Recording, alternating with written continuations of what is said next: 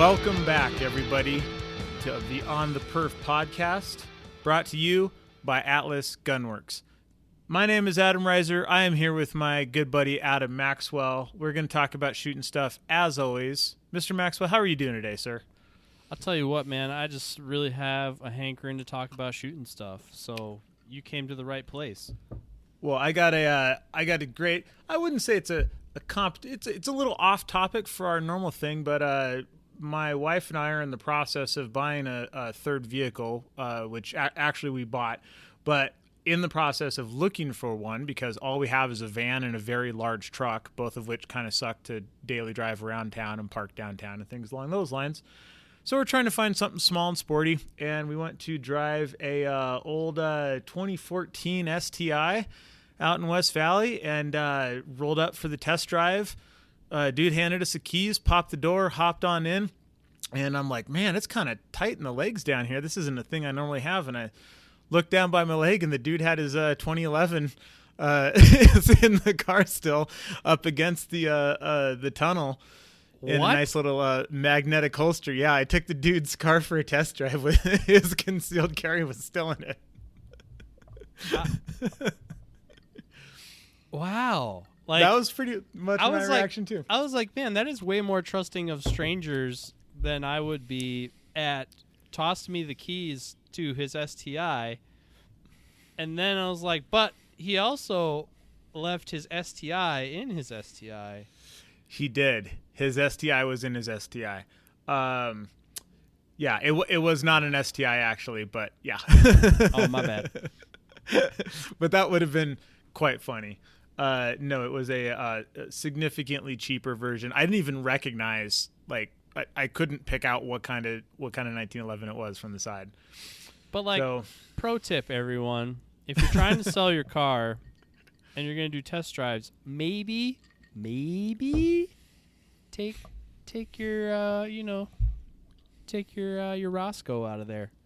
Yeah. So maybe they don't just skin that smoke wagon, take your money and your car. Yeah, it's kind of, the point of concealed carry is that you are armed and the other person doesn't know that you are. So if the other person knows that you aren't because you have their gun, that doesn't math at all. The whole thing just blew me away. Wow. I'm still getting over it. So that was the most gun thing that I've done in the last week. What have you been up to? Well, I've been shooting a lot. I actually was just shooting tonight before we got on here. Like we were saying in the pre-chat, whoever it was that said revolvers are the most trouble-free, trustworthy, sure thing in handguns is completely full of shit. Those things are such a pain in the ass. I don't even know where to begin. But right now, I have, like we've talked about a little bit, working on some classification goals. So I'm trying to get GM in limited 10 and also dabbling a bit in production right now. And revolver. So the remaining iron sight divisions, I ran out of ammo for revolver, so I had to put that on hold for a second. You trying to get him before the eyes go? Yeah, it's kind of something to do in the winter. My eyes are still good. I'm still up at that speed. So it's my good. I say it's kind of my cross training project. And limited 10. My limited 10 classification is so freaking close that I was really hoping to push it over the finish line here this last weekend. Before it becomes an optic division, which I'm excited about. I'm glad it's turning into an optics division, but I also was like, I could be like the last of the true gunfighters that made it an iron sight division. That's not going to be the case. And fortunately, working for an optics company, I got plenty of time to legit work on that one, even though I don't yet have a major power factor limited gun with an optic on it. So working on some classification goals, but hard up against I'll call it a forced break. Family vacations coming up here to a country that certainly doesn't allow guns, so there will be no practicing for about 10 days here at the end of this week. And so I have kind of this forced gap where, like, working on classification goals, you're trying to get up to that level, and then you're trying to stay there for an amount of time so you can hit all those scores. And so kind of a forced break, and at the end of that break, it's time to actually, like, start getting ready for some matches. So in my head, I was kind of transitioning gears from kind of end of last season, winter interlude, into next season, and working on some of that stuff too. So I got some hand loading going on, some load development. That's really what I was doing today. I was chronoing some ammo for load development and stuff like that, but also just kind of looking at, and that's kind of what we wanted to talk about here today is as you go through winter, I mean, some people just take a hard stop, but like if you really want to hit the ground running in the spring, sort of planning out your off season, and also like try to think of it as like training schedule through the season, because different matches have different known challenges. So kind of looking at, and shooting across disciplines, I'm kind of looking at what events are coming up, which do I care about more than others, because we're people, we have biases, and then like what equipment has to be ready for all that stuff. Like I care about Western States single stack match coming up pretty quickly after this vacation. I gotta have major power factor ammo ready, loaded, and shipped. I gotta have revolver ammo, power factor, loaded, and shipped. And then, after that we kind of get into some multi-gun stuff. So kind of planning out like my moves in advance is kind of what we got going on right now. Yeah. I'm a very big off-season planner. I hate doing things at the last minute. My main off-season priority this year and every year is I want to be tuned up on basically the guns that I find to be the most difficult to maintain proficiency on in order.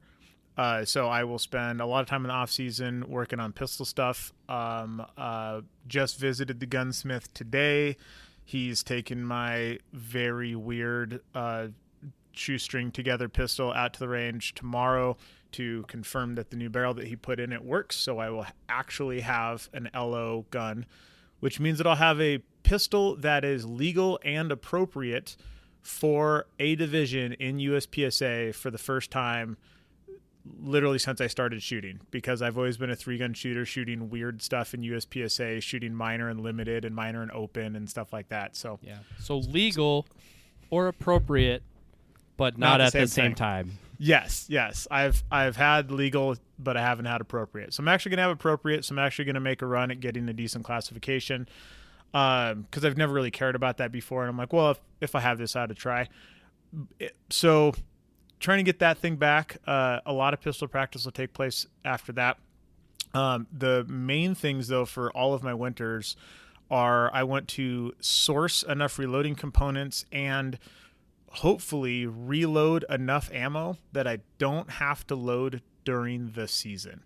That is usually my goal, is come about late March. I want to just have ammo cans of full 9mm and 223 and a bunch of cases of slugs in a giant pile in the basement, ready to go. So I never have that thing where I'm going, oh crap, I'm flying to this match and I don't have any ammo loaded. I just want it there already. So that's kind of where I'm at right now. I've got a line on a whole bunch of primers, working on some bullets. I got some here, but I'm in that weird place where the gun that I've been shooting is coming back to me. So I have to do load development for the new barrel. Then I'm going to have a new gun coming to me here in the next couple months that I won't be able to do any load development for specifically because it won't be here in time. So I think I'm going to just fudge a little high on the power factor requirements, and maybe instead of rocking some 128, 129 scrape and bottom power factor stuff, we're going to go kind of 135-ish and just make sure that it runs and everything. That's pretty much the plan for loading, I think.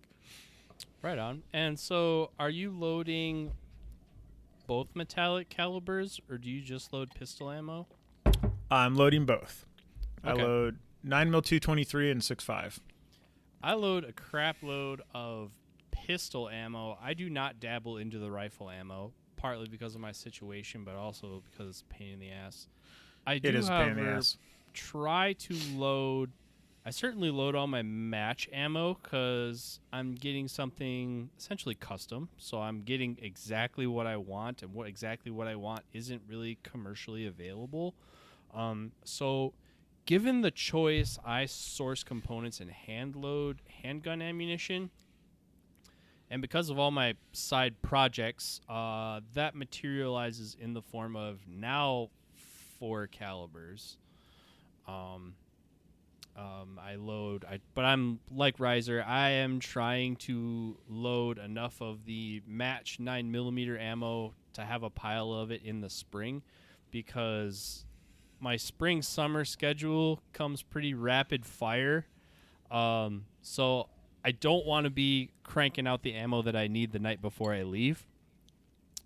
And then trickle in on top of that I'm loading 38 short Colt to shoot revolvers and 45 ACP to shoot single stack stuff in the winter. I have about as much 40 as I need for quite a while, so I haven't had to load any 40 yet this year.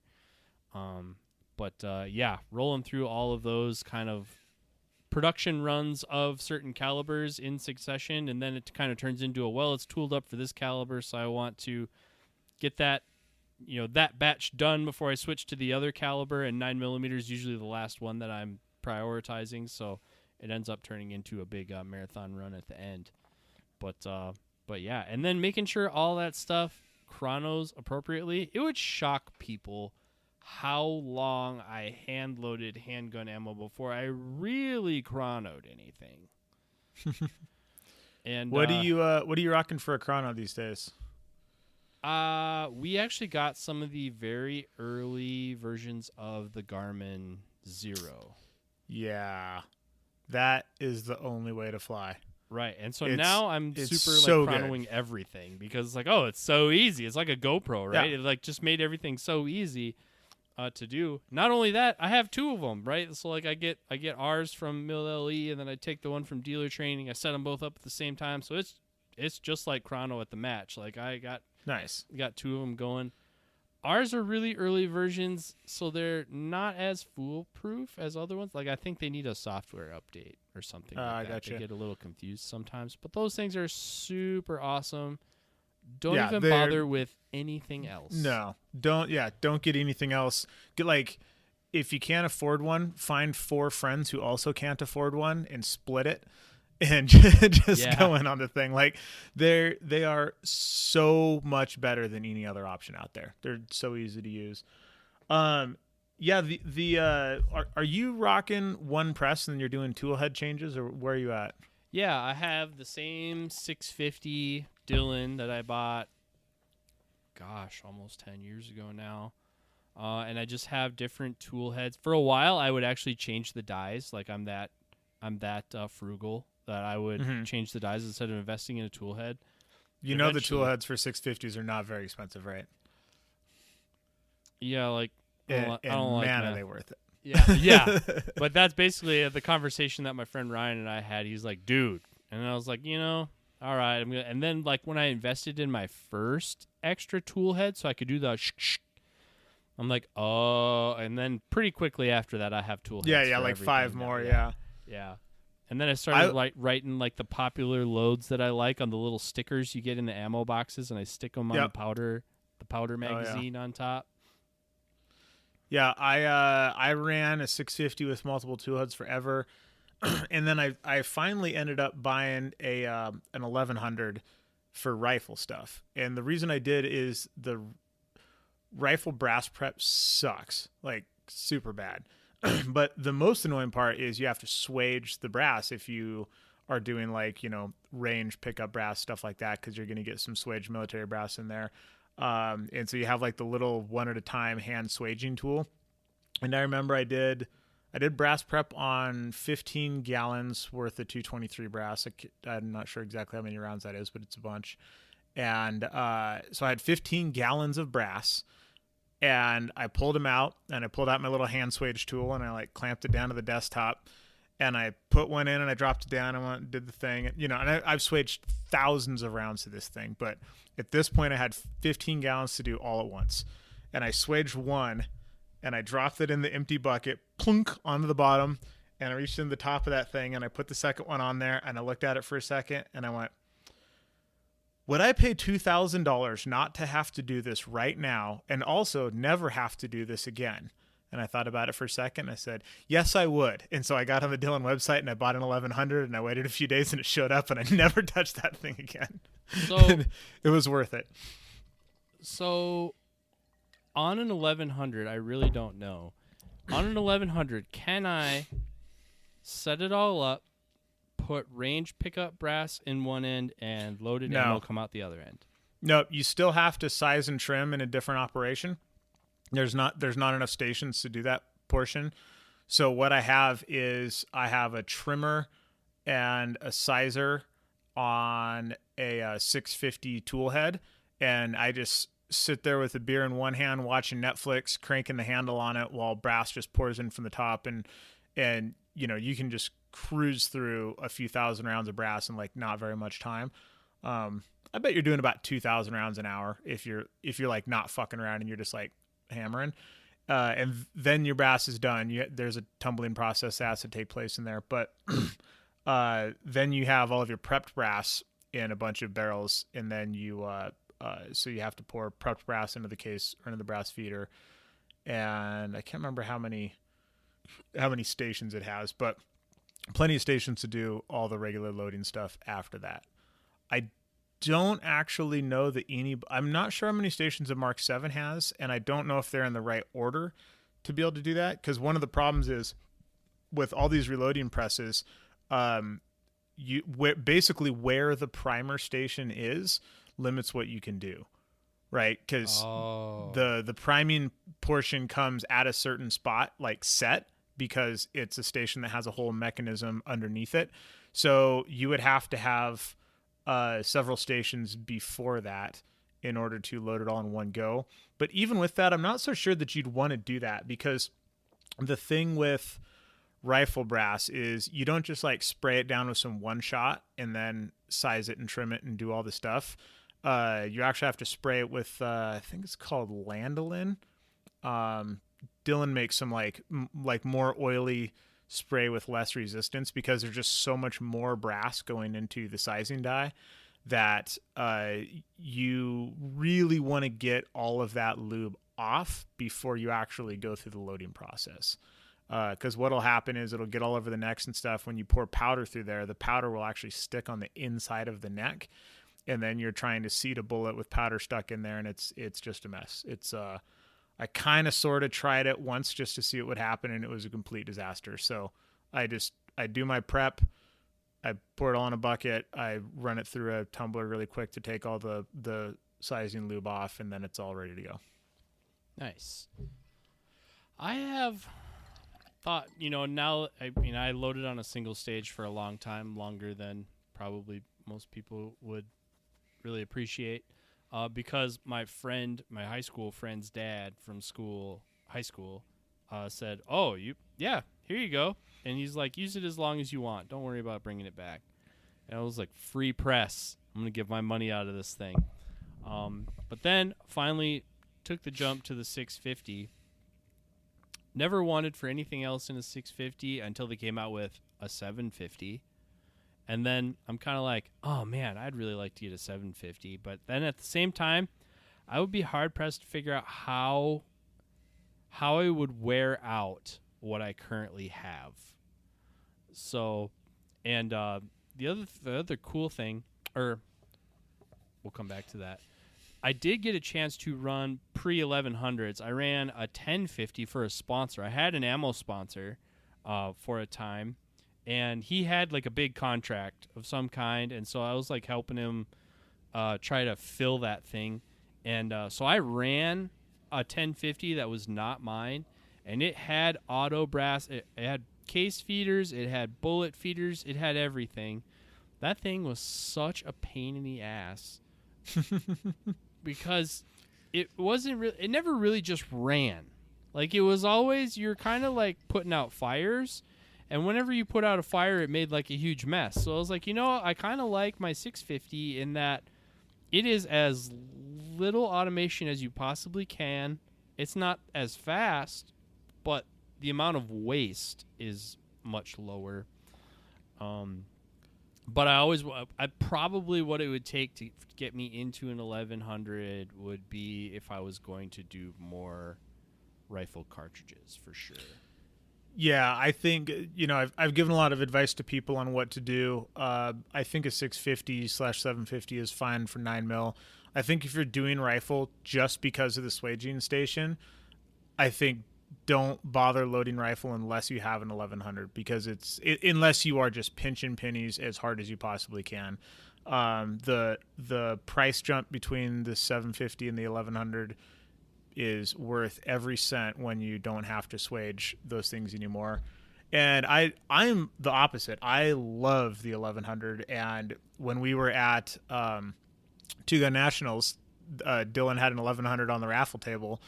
And the way the raffle worked there, which I actually quite liked, was you got a certain amount of tickets and there were different bins for different things.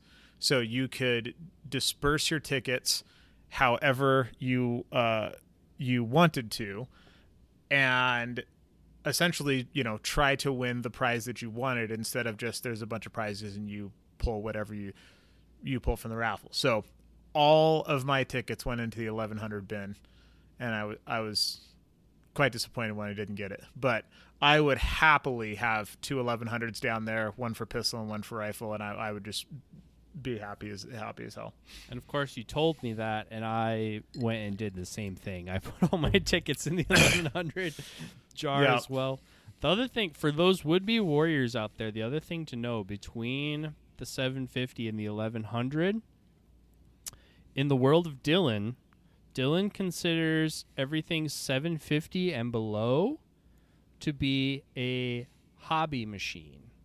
Comes with a warranty very similar to Vortex's VIP warranty. You break anything on that thing, just be like, hey, I broke my dingus. They'll send you another one. All right? Probably a spare. No problem. No charge. You cross over into an 1100. 1100 they consider to be a commercial machine. And it's warranted like a commercial machine. So when you break parts, you will break parts. You do have to buy them. So between the two, and I remember a name nobody's heard in the action shooting world in a while, Jake Latola. Jake Latola was having this debate amongst himself, and he had a whole spreadsheet trying to figure out the answer between own two 650s or one 1050 at the time. And it came out he actually decided to own two 650s instead of one 1050 because he could have them both set up for whatever and not have to change them over. And then the tipping point was the warranty on the parts. I actually did exactly the same thing. I made the same spreadsheet, and for the longest time I had two 650s. I had one, and then I won another one at Rocky Mountain, I think it was. That's the best way to do it. It is the best way to do it. Yeah, I've got a lot of really good Dylan reloading stuff from Prize Tables. That primer feeder, where you just pour the primers in the top and it fills your tube for you automatically. That thing is life changing. I hate you so much. It's so sweet. Yeah, I pulled one of those from. I walked past a gun at Superstition to grab that thing. Oh, I'd do that.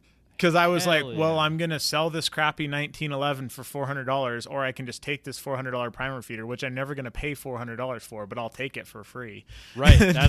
That's where I'm at. Like, I'm like, yep. I will hover on it, and I'm like, no, it doesn't suck that bad. Yeah. But man, yeah, that's kind of like one of the parts of it that I like the least. So it's like, man, if I could like streamline that process, that would be pretty sweet. I really think that was the thing that has sped up my reloading the most, because I just run that while I pour the primers in, hit the go button, and I'm just loading. And by the time I've used up 100 primers loading, there's another 100 primers ready to go in the tube.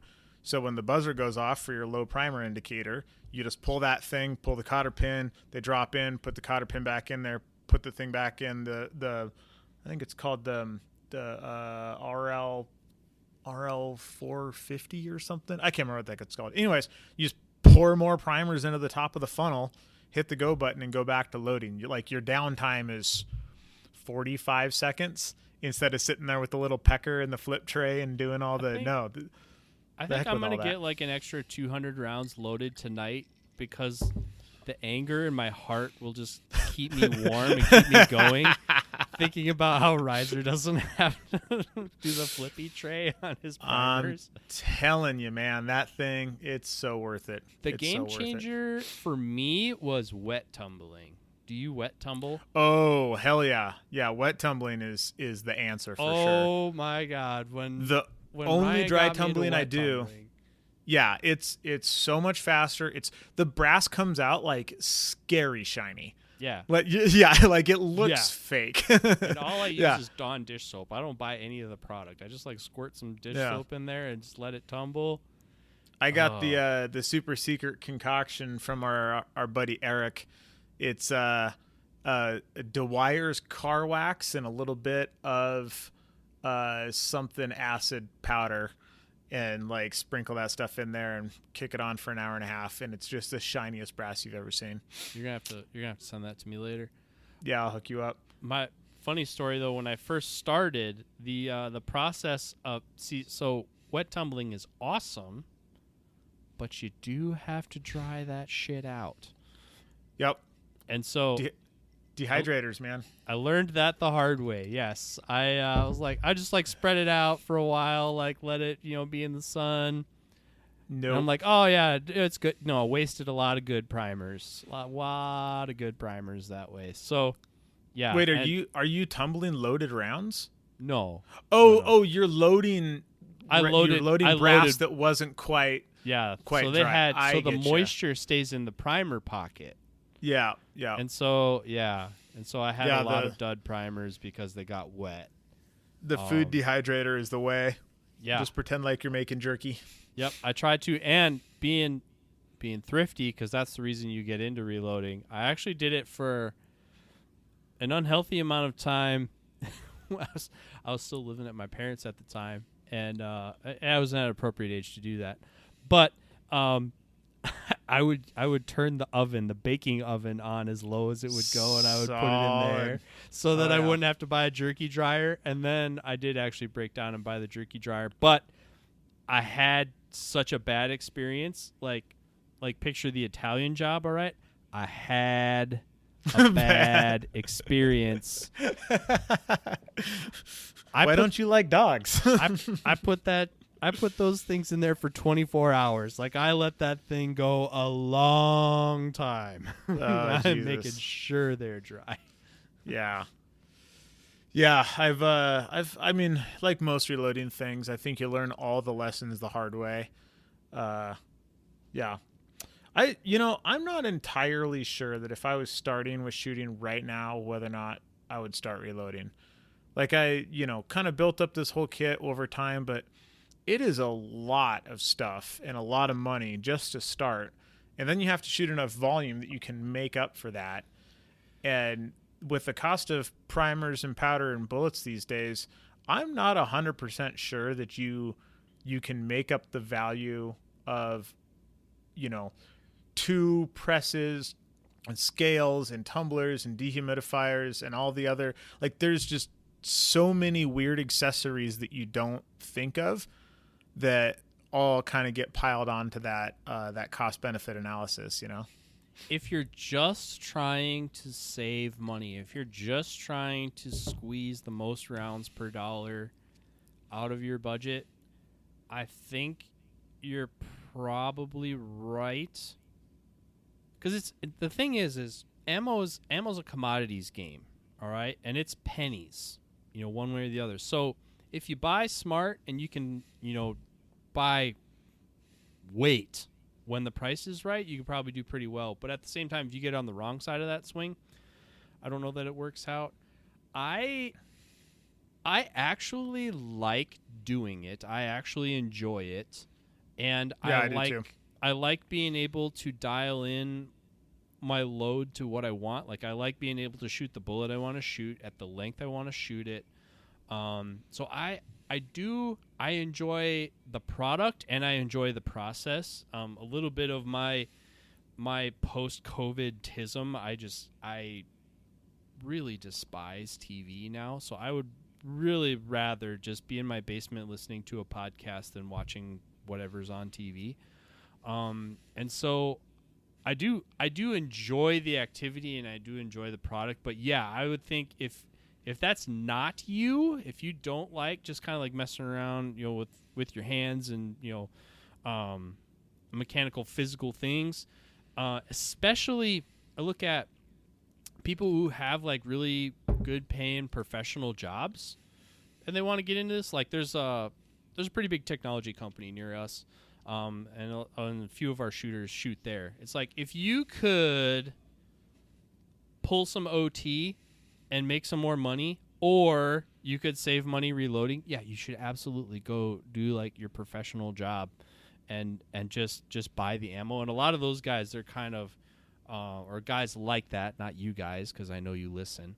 But a lot of people, like I think of some of the high-end customers that we had when I was working in the gun store.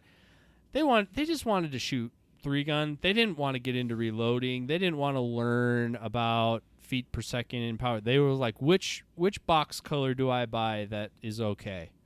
Yep. And so those guys, they're not going to get into reloading, which is kind of interesting. You think about like when we've been around the sport as long as we have. When I first started, man, people I don't think I ever saw someone come to fisticuffs over brass, but it was competitive. It was competitive to get your brass back, and we were like seriously angry at brass hogs who like took more than their share. Yeah. Was that a thing? Was that like that when you started? Oh, yeah. Yeah, it used to be. And it's very much not now. So like the range where I shoot now at Slipsa, they're like the local scene here is fantastic. I mean, they are now doing the 2 weekend a month club match. Both of those weekends turned into 2-day matches. So they actually shoot a full match Friday and a full match Saturday. They're putting like 140 to 170 people through 2 weekends. Like they're putting on the area match like twice a month here. It's wild. I hate you so much. And the amount of people who don't reload is pretty evident because you can go out to the range whenever you want. Big match, little match, Thursday, Sunday after, doesn't matter. You can walk up there and pick up brass until you can't carry it to the truck anymore. Yeah. And it's just laying around on the ground because almost nobody reloads anymore because the cost of components has gotten so high that the gap between that and cheap bulk factory ammo just really isn't that much. Well, and I think also like it's just a little bit of a generational gap too. Like the guys that were shooting when we started, they were guys who could change their own oil, probably did change their own oil, rotated their tires, would DIY something, in their house. They were more work with their hands type people, whereas now like the generation that's come after us, they're a little bit more the video game generation. They just don't connect with that kind of stuff of making it themselves. Like it just does not compute until they really get into the sport, and then then they start nerding out on it like we do. But I'll remember you could, when I first started shooting USPSA, 40 brass was about as common, I would say, as 9mm. Like more people, I mean, it kind of transitioned. We were kind of in the beginning of the transition phase, but there was enough 40 brass laying around that nobody really argued about it. Like everybody could get kind of as much as they wanted, or at least, replace what they brought. When I first started IDPA, everybody had, not everybody, but the people who cared in our little group, we all kind of had our own. It was almost like a cattle brand. Everybody had their own mark that they would put on their brass to get their brass back. And I don't, and the guys I shoot with locally here now, some of them still do that. I'm fortunate enough that I kind of like, I mean, I was taught a phrase recently, or actually a few years ago: pigs get fed, hogs get slaughtered, right? So I kind of like waste not, want not. It's like I have access to brass. Again, we have a huge indoor range at work, so more often than not, I'm coming out pretty okay on the whole brass side of the situation. Everyone isn't in that situation, so I don't put a mark on mine anymore. I kind of like, well, I'll take the ones that don't have a mark on it. If you mark yours, then but we can pretty much deconflict that. But when I first started, nobody really gave much thought to there being a scarcity of 40 brass. 45 guys have always been picky about picking it up because we've been always been kind of our own little group, even though it's gotten more and more scarce. But like now, I think 40 is more 40 is on the scale of like 38 Super and 38 Super Comp, to the level of guys who are shooting it and they're like, yeah, if they're shooting 40, they want it back. They want it back, and they know if they got it all back. The only difference is your little brass grate sorter thing will sort out the 40, and the 38 Super Comp will get through and jam up your press. Yes, that sons is true. of bitches. I have loaded some very awkward looking 38 Super Comp with a real aggressive bell from the powder station. That has happened a lot of times. And the other reason that people really hate 380 is because it's just big enough to slip through your sort and go through your machine. But once you try to push a primer on it, then you lose the primer and the thing pops out, so you don't actually get a cartridge out of the deal. It's a whole thing. 380 is so we're so I think we're both on the same page. Like load often, load early, and try to stay ahead of it. It's a good winter project. Yeah, I can't remember who told me. I think it was Sam. I think it was one of the old TPC instructors told me, when you get to 10,000 rounds of loaded ammo, consider yourself out of ammo and act accordingly. And so I've always kind of rolled with that. So like I look down and I'm like, oh, I got like 6 ammo cans left. I better start loading because we're starting to get a little bit tight. So if you hit a big, you're working on some stuff, especially like my whole last year after getting back from the trip, had so many gun problems. I used up like legit just thousands of rounds just trying to fix my gun, just trying to diagnose mag problems and bullet length problems and all this. I just used up such a ridiculous amount of both time and ammo that if I didn't have all that stuff on hand, I would have just run out and been hosed. But yeah, so pretty much my like off-season goals are basically like get all my ammo loaded, get everything as ready as I can. I'm kind of in a weird spot right now because I can't get everything completely ready because all the guns aren't ready. But the other thing is I'm really trying to dry fire every single day, multiple times a day, and then live fire. I try to get in about one a week. Get down to the armory or get out to Slipsa or something and get some shooting in. So usually I'm doing live fire with pistol, and then dry fire will be pistol and right now shotgun, because we're both trying to qualify for the IPSC World Shoot in 2026. First qualifier match is in March. Not a lot of time between now and then, and I am in the process of relearning how to quad load a shotgun because I haven't done that in several years because I switched to open, so I would never have to quad load again. And now I do. It hasn't changed. Hasn't changed. The get all the rounds in the gun came fast. The get all the rounds in the gun as fast as you possibly can is taking a bit of time. And I'm doing a lot of experimentation because in 3-gun shotgun, there's a lot of like load 12 while you're running from here to here and then shoot all of the things.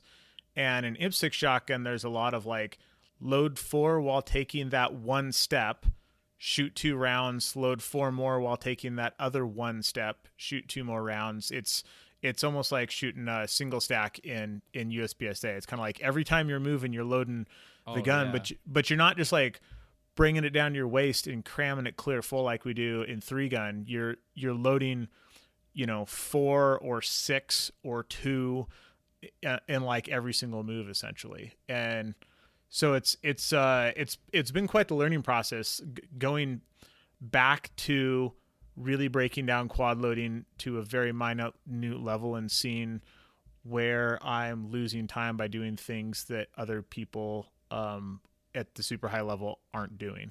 And when they do it fast, it takes your breath away. It's quite impressive, yeah. Like, shout out to Andrew Tarver, who posted a video the other day. Like, damn, that was fast. Yeah. I know you're out there. So game recognizes game. We see you. But I have not started on shotgun loading prep yet for a couple reasons. One, I have a shotgun that is in need of repair is not quite the right word, but it has a worn out. The part that I've been struggling with in my Super Black Eagle is we'll call it the carrier release on the inside.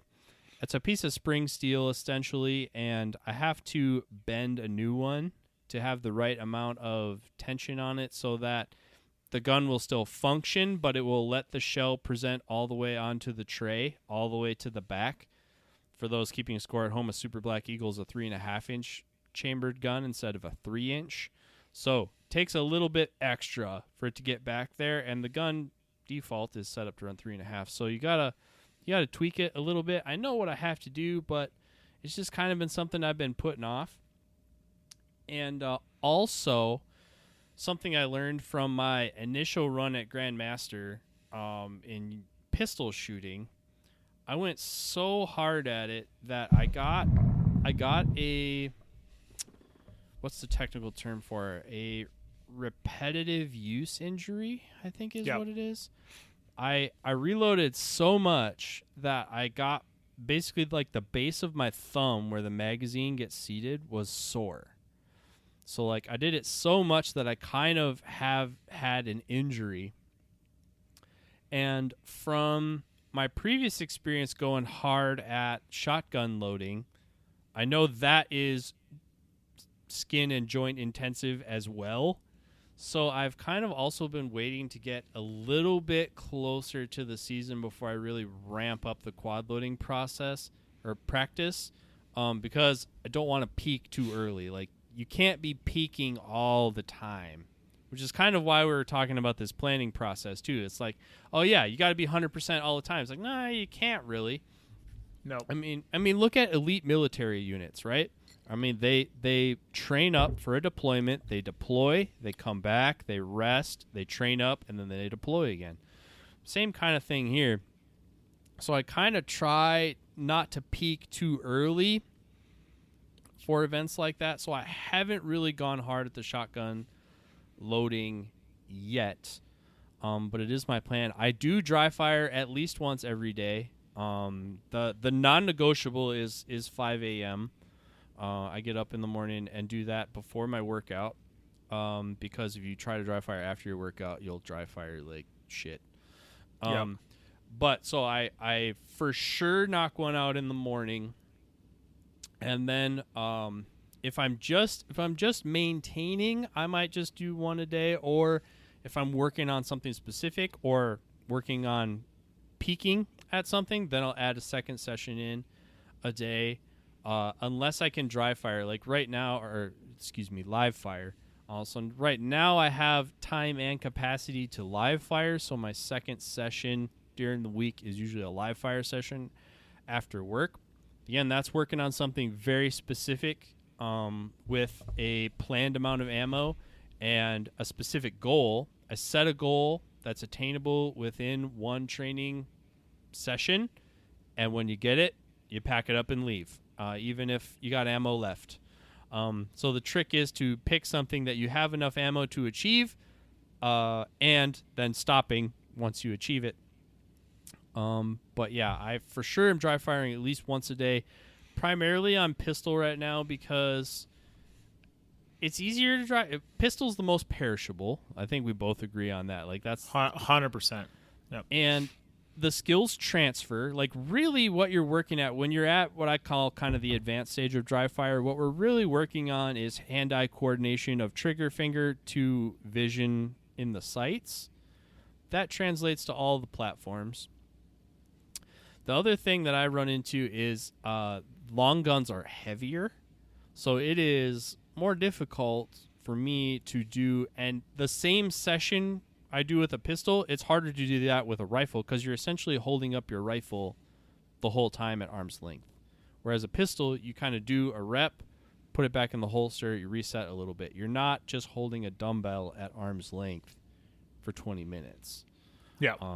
So it's a little bit easier to get more training reps on pistol. It translates to everything, and it's the hardest. It requires the most training focus. So I primarily focus on pistol in the winter, and then I start mixing in the other guns when it's time to start mixing in the other guns. Yeah, I'm very I have like kind of like a baseline of competency that I try to keep with all the guns, which basically means I'll pull them all out of the safe once a month ish for like a good dry fire session, just kind of like make sure none of the parts have fallen off. And I'm talking about my parts. The pistol is usually what gets, honestly, like 90% of my dry fire. Like back in the day, I dry fired the rifle super hard. I dry fired the shotgun super hard until I had all that super dialed. Especially once I switched to open division, where all I need to do is do big mag reloads. Keeping competent with long guns is not super difficult. Staying competent with a pistol is very hard. So both dry fire and live fire, like even if I'm training for 3-gun, I bet still 80% is pistol work, because like you said, it most of the work does translate, but the opposite is not true, and it's the one that's the most perishable. Yep. And then I'll start ramping up really specific skills for the match that's coming up. So for example, the matches that are coming up here, one of them is a shotgun qualifier, so I'm obviously doing a bunch of shotgun stuff for that. The next match I have coming up, I believe, is a 2-gun match in Texas. I think it's in Texas. I'll have to take a look at the calendar and see. But for something like that, I am going to be doing a grip of positional rifle work, because that is where big natural terrain, any 2-gun or 3-gun that has a rifle in it, that's where those matches are won and lost, is your ability to get into position very quickly and efficiently, break clean shots, and hit all of your stuff the first time. So there will be a bit of running around with a rifle practice, a bit of running around with a shotgun practice, a bunch of pistol practice, and a bunch of positional rifle practice. And it's super tough for people like both of us, people who compete at one sport, especially a 1-gun sport. It's really hard for a 3-gunner to go to a national level USPSA match and hang, to be very honest, because we're trying to stay proficient in so many different things at the same time. And that's, kind of my favorite thing about 3-gun, is that you have to be good at all these things, and you don't necessarily have to be the best at any of them, but you have to not suck at all of them, like 100%. And then, I'm sure Maxwell's kind of the same way. Like, I also shoot some NRL Hunter Series. I also shoot some PRS. I also shoot some NRL 22. I'm going to be doing action shotgun matches in a different division that I'm shooting 3-gun in. So I basically have 2 totally different shotguns to stay proficient in.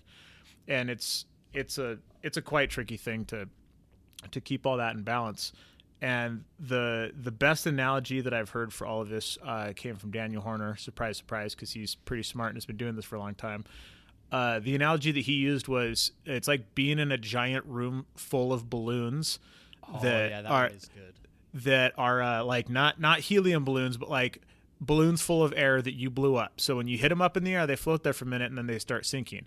And all of these balloons represent different skill sets. And what you're doing is you're running around, smacking those balloons up into the air. The closer you get them to the ceiling, the better you are at that skill set. But while you're hitting one of them up, all the other balloons are falling to the floor. And so you need to make sure that the balloons that you need for the match that you have coming up are as high as you can get them, And, sometimes that's at the detriment of other stuff, right? It's like I've shown up to a NRL Hunter match going, oh, my long range balloon is laying over there in the corner completely flat because I haven't done any of this in 6 months because I've been shooting base stage stuff, and my skill set in that world has severely deteriorated. But some of those balloons fall real fast. Like the pistol skills balloon falls real quick.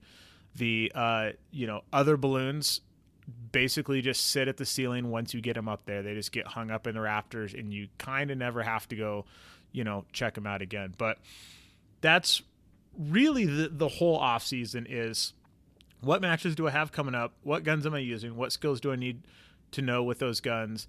And how can I allocate my time the best to make sure that my skills in all of those platforms in the very specific circumstances I'm going to use them in those matches that are coming up are as dialed as I can get them. And it's impossible to do perfectly. Like this isn't drag racing where you drive for 6 seconds in a straight line and everything's perfect. This is rally racing where you're going through the trees at 120, and sometimes you put it off in a corner and you have a flat tire and you just keep going because it's rally. So it's a hard sport to be really good at.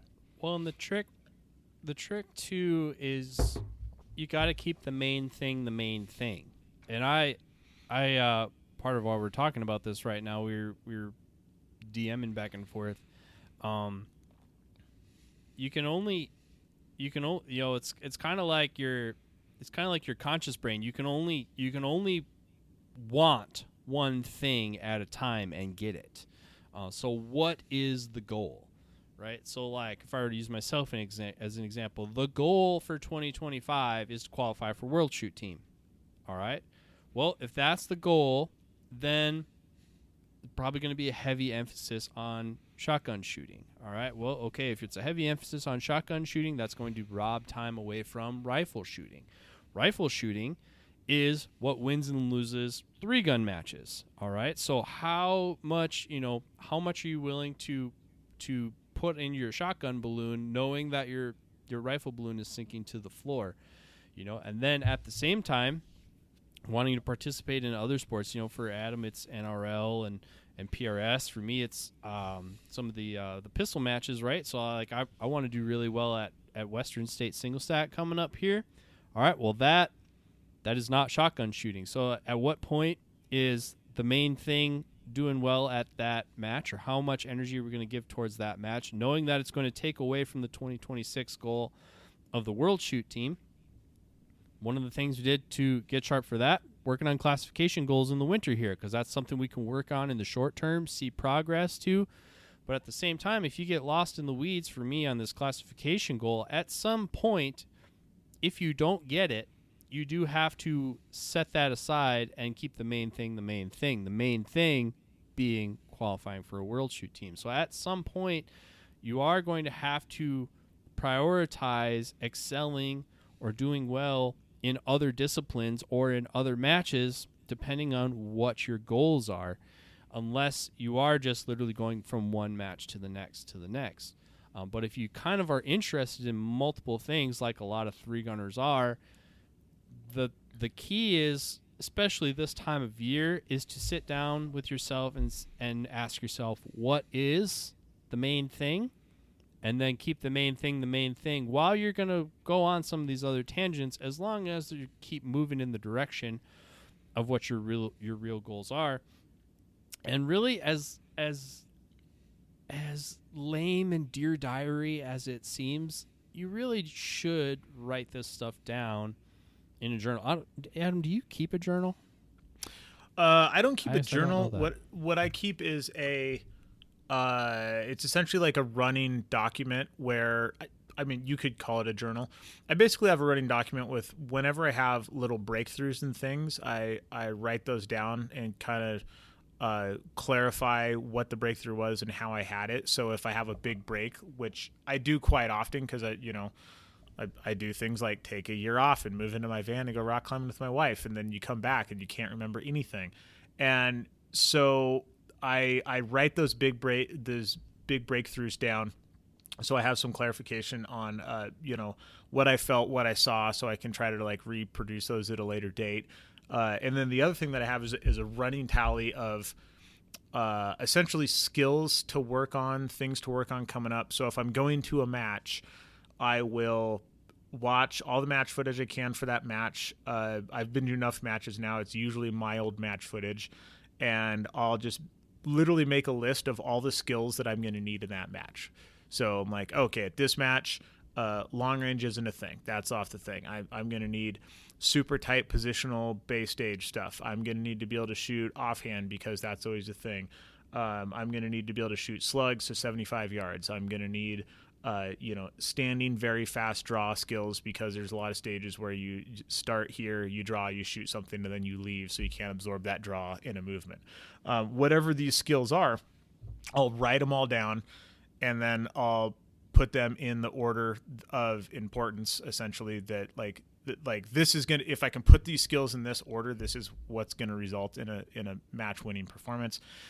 And then I'll take a look at my time and be like, all right, which of these skills am I actually good at right now? Which of these skills do I need to be very proficient at for this match? And I'll kind of reshuffle them and then go out to the range and generally practice one skill per range session, sometimes two, but that's rare. So I will take, a target and a rifle, and for like positional rifle shooting, what I use is Radian tripod, and I just took a 2x6 and screwed a Arca rail to the bottom of it so I can put it on the tripod, and I can make that whatever height I want, and it's nice and stable, and I can shoot barricade type drills off of that and work on getting into position super clean, setting up, shooting a 2-inch piece of steel at 100 yards, resetting, and I'll just spend an hour doing that. Just step in, square up, rifle on the barricade, break a shot, put it on safe, and step back, and just take whatever skill I think I'm going to need for that match, run that until that thing is on lock, and then move my way down the list. Yeah.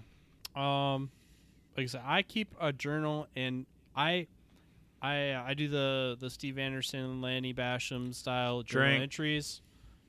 You say Brian Nelson way more than I say Steve Anderson.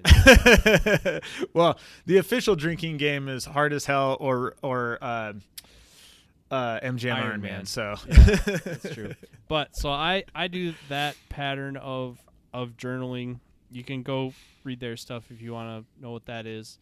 I used to do it for all my dry fire sessions too. That gets pretty repetitive, and I didn't really log a whole lot of breakthroughs on that. But I do not live fire now without a full page entry. What I did, where I was, conditions, things learned, what went well. And then that also has the added benefit of keeping round count. So I keep a lot more close round count than I used to.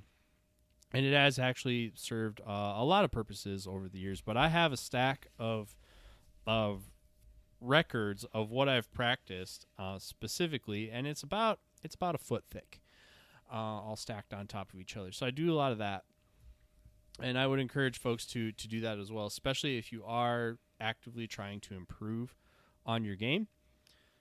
The other thing, because we're probably getting down to wrap up time, I am actively working on my fitness and agility. So I'm working out. I'm pretty sure Adam was just born like a Greek god in the shape that he is. He doesn't have to work at it very hard. Those 5'4" Greek gods. Yeah. But wiry like a hamster. But are hamsters wiry? I don't know, man. Have you seen hamsters? I don't know. Yeah, I haven't spent a lot of time with hamsters. Oh, I'm not sure. Maybe not my best analogy. But I don't know. Craig Rendell calls me the muscle hamster, so maybe hamsters are muscle. Yeah, that's where that came from. But I am working on a guy. I started out following him on Instagram, and I actually reached out to him, and we're doing stuff on the professional side here. But in X's Performance, I noticed him on Instagram. He's really big on sort of the the explosive movement type stuff in shooting. And so he kind of had some interesting stuff to say around that, enough that I started following him more, and then started talking to him about the law enforcement side of things. And turns out they are piloting a shooting specific fitness program. And so yeah, they put it together and they wanted some people to try it. So I'm one of 3 GMs that they have kind of like piloting it through. It's a 10-week program. And so it's like if you've ever been on a workout program, it's get this app and your trainer like loads in your workouts for you and all that stuff. So I have been trying that so far, and so far I like it a lot. We haven't really gotten into anything like, we're still kind of in the workup phase from like you just coming off the couch and not hurting yourself. Now I didn't just come off the couch, but they kind of start slow and build into whatever they're building into. But it's the first time that I've come across a workout program, and I actually have looked kind of hard. There isn't a whole lot out there specifically for our sport.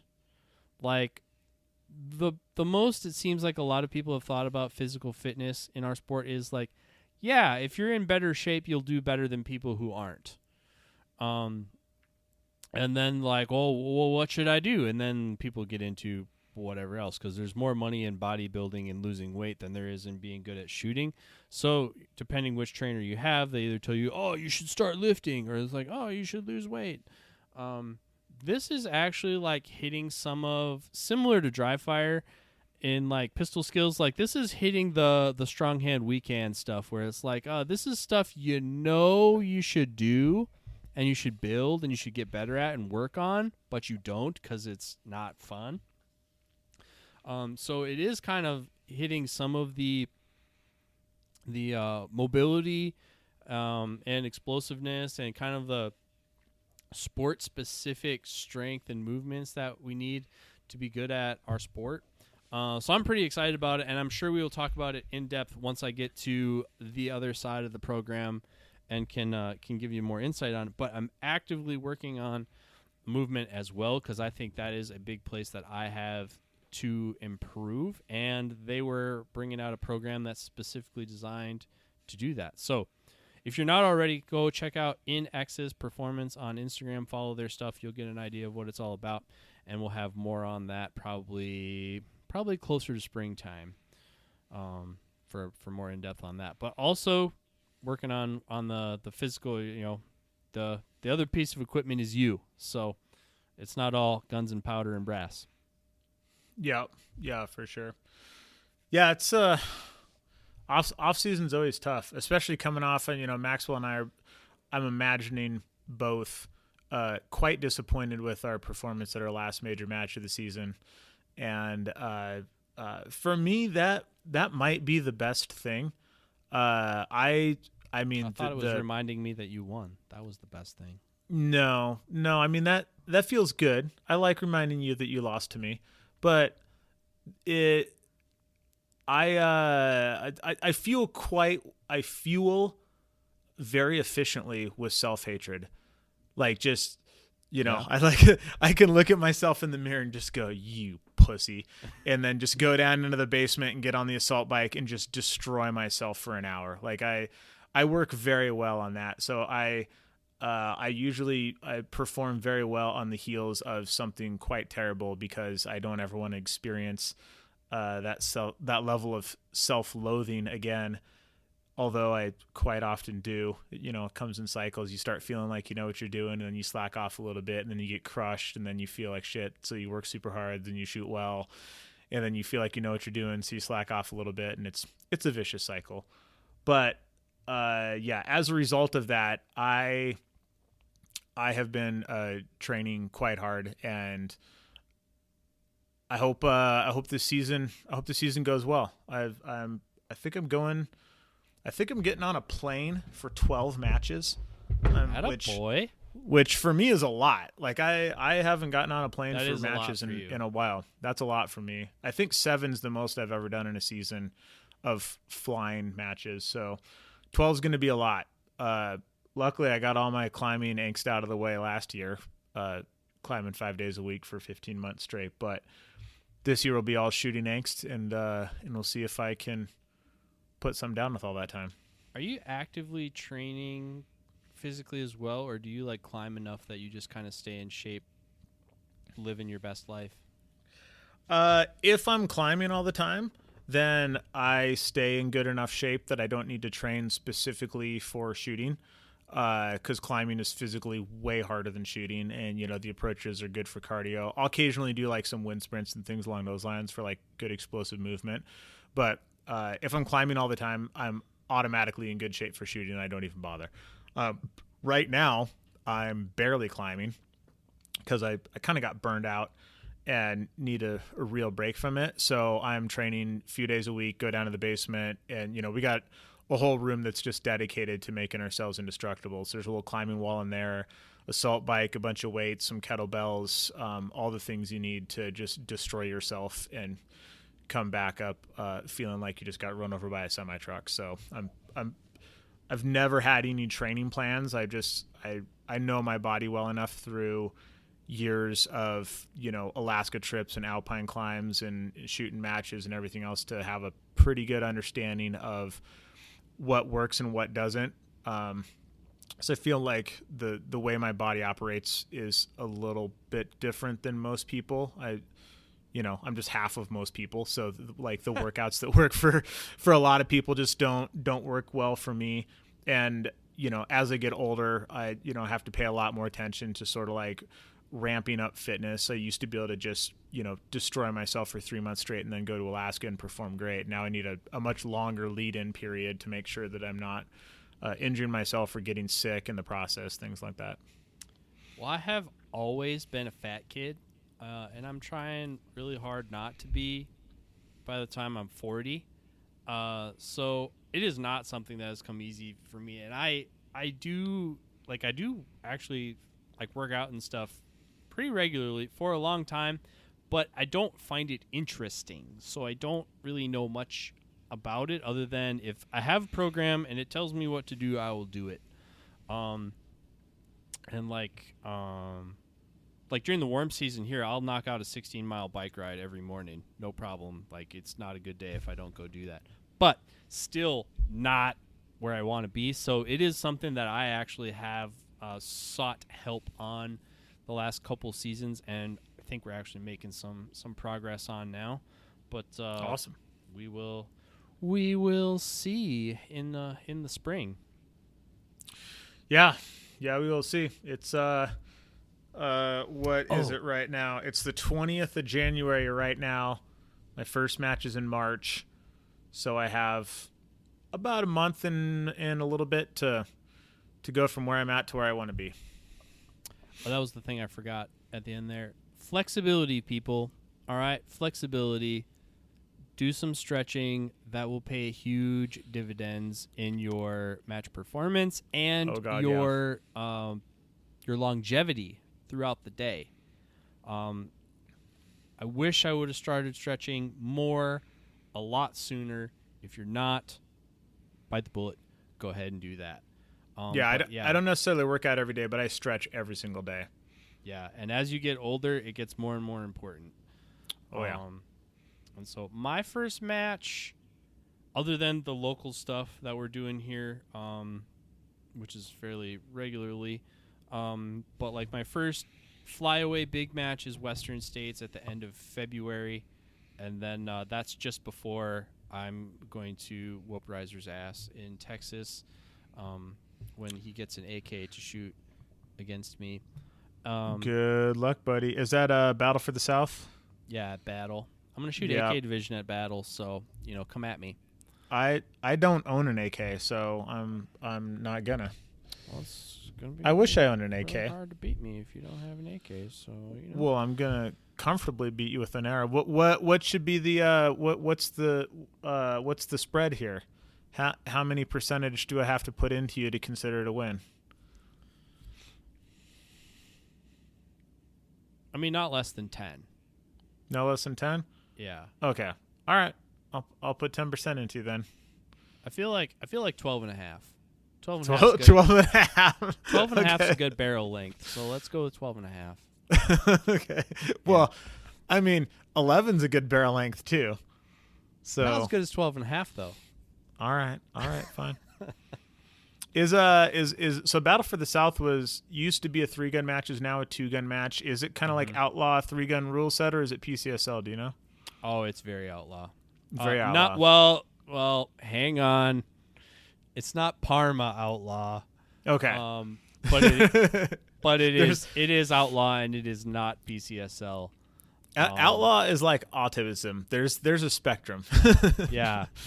But yeah, it used to be not Memorial. Like, it used to be Spring Memorial.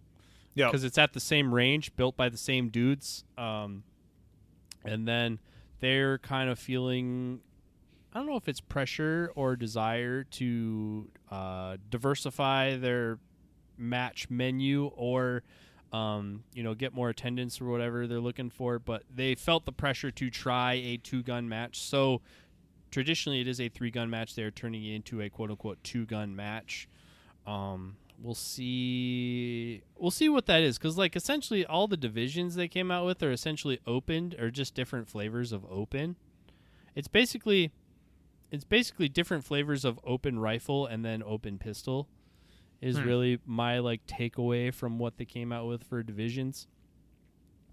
I haven't even looked yet. So, but they also said, I think they said like targets out to quote unquote 450. This is one of the match companies that pretty notorious for making 3-gun into a long range match, in my opinion. So like they do a lot of long range typically. So them saying they're going to stay inside 450, it's like, okay, well, how much between 200 and 450 is there going to be, and what's going to be out there, and what kind of style of matches is going to be, because we haven't seen them put down a multi-day 2-gun event before, so it should be interesting. And cool. I got a brand new Dissident Arms Defector that I pulled off of a couple prize tables, and by a couple prize tables I mean certificates that I just went over and handed Land and said like, hey, put this on my bill. But I got a brand new Defector 5.56 AK nice. That I want to stretch the legs on. So I think that's what we're going to do for that match in the spring PCSL. So I did come very close to pulling a Galil off a prize table at Superstition right before I left for the match, and then I looked close and saw that it was 5.45, and I went, oh, well, that ammo's not a thing anymore. Yeah. I guess I'll take my 20th AR instead. Yeah, right? Yeah. All right. Well, I think that's about time. I think we've done a decent job covering what's going on, and I think the key takeaway here is if you're selling your STI, especially in a notoriously rowdy portion of the city that you live in, don't leave your gun in it when you give somebody the keys for them to take it for a test drive. I think that's a rule we can all live by. Yeah, I think, it's not the rules we learned, it's the friends we made along the way. Yeah, exactly. But it is very, this was a very squirrely ADD episode, but that's what the off season is like, man. So like keep your goals close to your heart. And, keep your compass pointed in the right direction, even though you might not just walk a straight line to get there in the spring. But indeed. But don't let winter get away from you. All right, stay on the path and progressing towards your goals for next season. Yeah, and keep your overlays handy, because this is on the perf. Bye-bye.